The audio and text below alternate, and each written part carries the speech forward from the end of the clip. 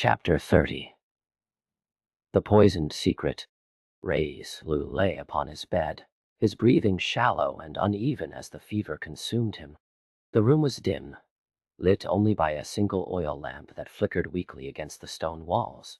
His skin felt like fire beneath his thin cotton robe, yet his limbs trembled with cold. Outside, the wind carried whispers of the poisonous immortal forest, a place few dared to enter without reason or reckoning.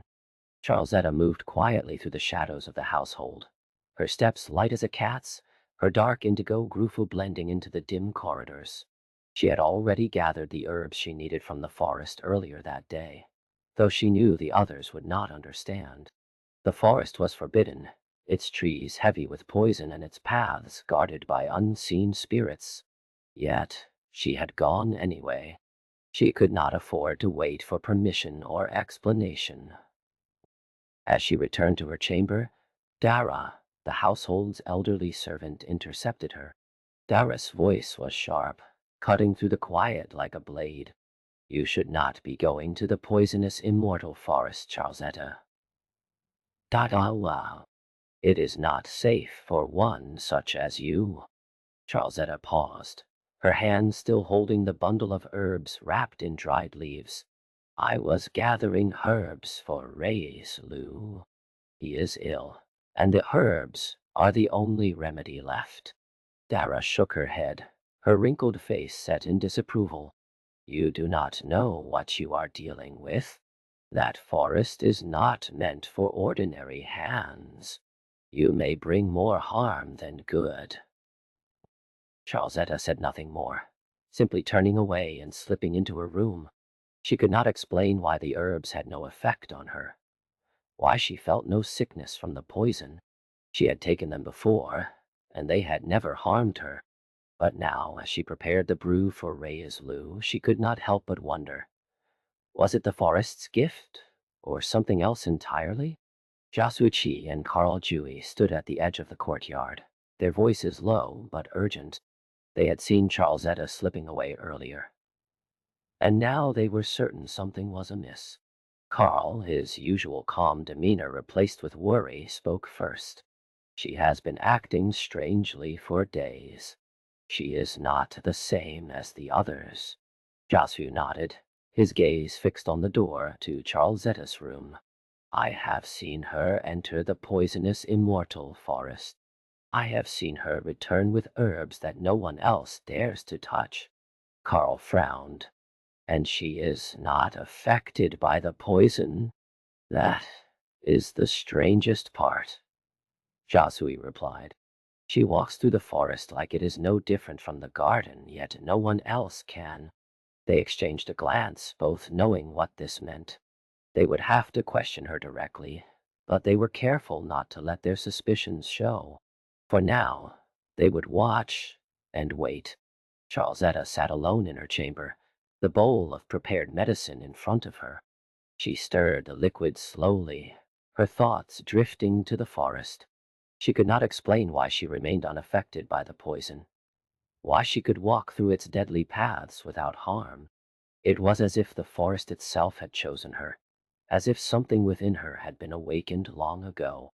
But she could not speak of it. Not yet. Not to them. "Charlesetta." Josue's voice came softly from the doorway. She did not turn, but she knew he was there. "Why did you go to the poisonous immortal forest?" She hesitated, then turned to face him. "I was gathering herbs for Reyes Lu. He is ill, and I knew no one else would dare to go." Karl stepped into the room, his expression serious. "You know the forest is dangerous. It is not just poison, it is cursed." Charlesetta met their gazes, her voice steady despite the weight of their questions. "I know." "Well, but I could not let Reyes Lu suffer." Josue leaned against the doorframe, his eyes searching her face. "And yet, you are not affected by the poison. Why is that?"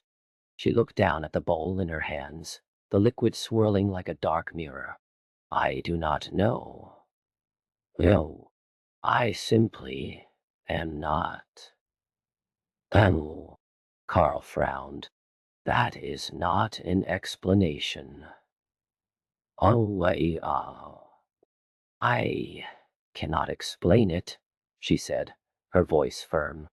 I only know I must do what is right for Reyes Lu. The two men exchanged another glance, both feeling the truth of her words, yet unable to fully believe it. They left her to her work, but they would be watching closely now. Elna Chung-li, the household's matriarch, stood before Jack Ben, the household's resident sorcerer. Her face was grave, her hands clasped tightly as she spoke. We must perform a ritual to expel the evil spirit that has taken hold of Reyes Lu. Jack Ben, a thin man with a long beard and a quiet demeanor, nodded. I will prepare the ritual. The ritual began in the courtyard, the air thick with incense and the soft chant of ancient words. Jack Ben moved with precision, his hands weaving through the air as he spoke the sacred phrases. But as he reached the climax of the ritual, a cold wind swept through the courtyard, and a voice, deep and mocking, echoed from the shadows. You are wasting your time, sorcerer. Jack Ben froze, his hands trembling. Who? Who speaks? The voice laughed, a sound like rustling leaves and cracking stone. You cannot expel what is already within. The ritual failed, the incense smoke curling into the air like a defeated spirit. Jack Ben stood back, his face pale, his hands shaking. The demon had mocked him, and he could not deny it. Elna Chung-li's face was a mask of despair as she watched the ritual collapse into nothing. That night, Reyes Lu vanished. One moment he was in his bed, the next he was gone. The household members, caught unaware, fell into a deep sleep, their bodies heavy with a sudden unnatural exhaustion. Charlesetta was the only one who did not fall. She stood at the edge of the courtyard, her hands clenched at her sides, her mind racing. Karl Jui was the first to awaken. He felt a sharp sting in his chest as he pushed himself up from the ground, his vision blurred. He saw Josue Chi standing over him, his face etched with concern. Karl, can you hear me? Karl nodded weakly, his voice hoarse. What happened? Josue shook his head. I do not know, but Reyes Lu is gone, and the household is asleep. Karl pushed himself up, his body still heavy with the lingering effects of the sedative. I can feel it. Something is wrong. Josue helped him to his feet. Ah, we must find Reyes Lu. Charlesetta stood apart, her expression unreadable. She knew what had happened. The forest had taken him, and she had no choice but to follow. But she could not reveal her role in it. Not yet. As Karl and Josue began searching the grounds, Charlesetta slipped away. She moved through the shadows, her steps silent, her mind focused on one goal: to find Reyes Lu before it was too late. The poisonous immortal forest was the only place he could be, and she would not let him be lost within its depths. The forest was as she remembered it, its towering trees casting long shadows over the mossy ground. The air was thick with the scent of poison, yet she felt no discomfort. She followed the faint trail of footsteps, her heart pounding with every step. She knew the forest was alive, watching, waiting to see if she would fall like the others. Reyes Lu, she called, her voice echoing through the trees. Where are you? No answer. Only the rustling of leaves and the distant cry of a bird. She pressed on, her hands gripping the hilt of the dagger hidden beneath her belt. She would not let him be taken by the forest's shadows. Suddenly, a figure stepped out from behind a tree. Reyes Lu stood there, his face pale, his eyes wide with fear. Charlesetta, he whispered, I did not think I would see you again. She rushed to his side, her hand reaching out to touch his arm.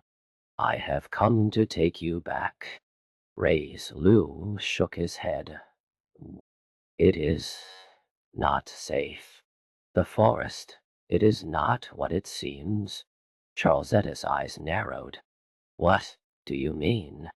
Before he could answer, a voice echoed from the shadows. You should not be here, Charlesetta. She turned, her heart racing. Standing in the shadows was a figure cloaked in black, his face obscured by the darkness. Who are you? The figure stepped forward, his voice low and menacing. I am the guardian of the forest, and you, Charlesetta, are not welcome here. Charlesetta's hand tightened on her dagger. I am here for Reyes Lu. The figure laughed, a cold, hollow sound. You think you can take him from the forest? Before she could respond, Reyes Lu grabbed her arm. Charlesetta, we must go. Now?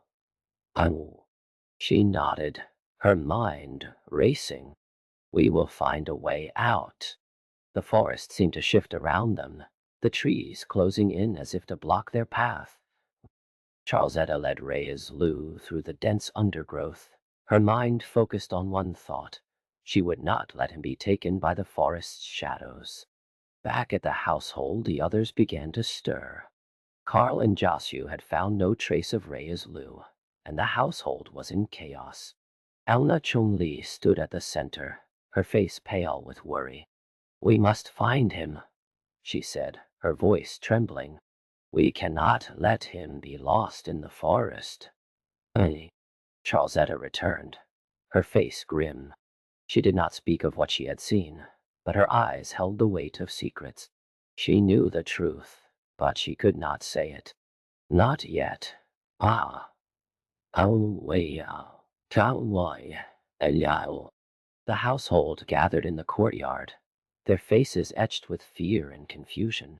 Charlesetta stood apart, her thoughts turning to the forest and the guardian who had spoken to her. She knew now that her identity was no longer a secret to those who watched closely, but she also knew that the forest had chosen her, and that was a burden she would carry alone. As the night deepened, the household members began to awaken fully, their minds clear of the sedative. Karl Jui stepped forward, his voice firm. We must find Reyes Lu. Josue. She nodded. We will search the forest again. Watimu. Oh. Charlesetta stood silently, her hands clasped tightly at her sides. She would not speak of what she knew, but she would not let them go alone. She would follow, and she would protect Reyes Lu, even if it meant revealing the truth she had kept hidden for so long. The forest waited, its secrets buried deep within its roots. And Charlesetta, the one who walked through its poison unharmed, knew that the time for hiding was over. The truth would come out and she would have to face it, no matter the cost.